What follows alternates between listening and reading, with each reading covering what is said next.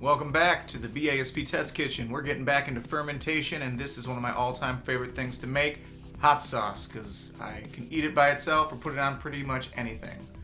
Since we're working with spicy peppers, I definitely want to wear gloves because if you cut up habaneros and then touch your eye, touch your face, go to the bathroom, it's going to be bad news, so definitely put some gloves on. We're just chopping up those into quarters and then coming over to peel our carrot. The carrot will add a nice level of sweetness and extra orange to the hot sauce. Again, just chunkifying that into medium small pieces. Yeah, we're going to do a lot more processing with the whole materials after it's sat and fermented. We're just trying to increase the surface area right now and make it all fit pretty well into our jars. Keeping with the color scheme, we've got orange bell peppers, again, for color and sweetness, and yellow as well. You could easily do red or other colored peppers and fruits, but we try to stick as close to orange as we could with this, and it usually works out pretty well. Yeah, the flavors meld nicely, and it does become a very brilliantly orange color. Also adding an onion chopped up and some garlic. You can smash that and let it sit, let the Allison develop, as Brad says. And if you don't watch Brad with Bon Appetit, you better go check him out. He's my fermentation hero.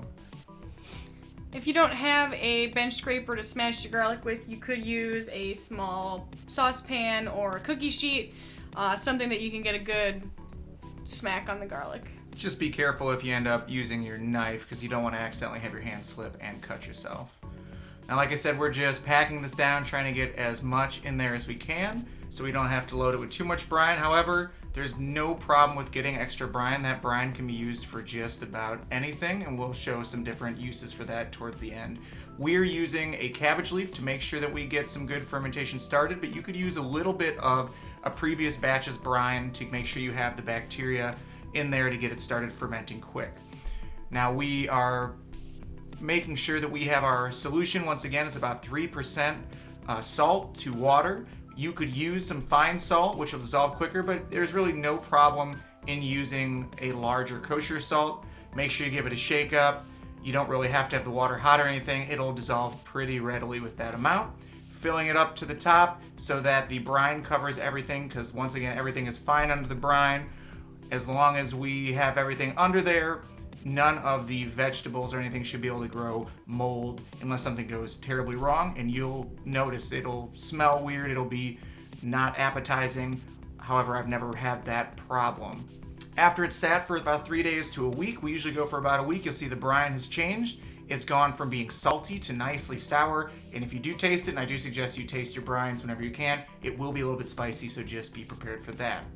We're draining the extra brine. We won't need it all for the hot sauce, but we can definitely use it just to spice up soups, for a nice salad dressing. You could just drink it after a workout to get some of that salt and electrolytes back into your system. Adding just a little bit of brine, we're gonna lightly blend this to make a medium chunky hot sauce. And here's where you could add extra spices, more black pepper, cayenne pepper if you want to make it spicier, sweet things like juice or sugar to give it a different balance and flavor. We're also going to take this, add a lot more brine, and make a more liquidy hot sauce, something more along the lines of a Tabasco. There's really no going wrong with a hot sauce. It always turns out amazingly. You can do green variations with tomatillos and cilantro. You can mix and match any kinds of peppers. We really hope you take this idea and run with it and have fun with it. And please share any successes you have or any other questions you have. Happy fermenting. Have a great one.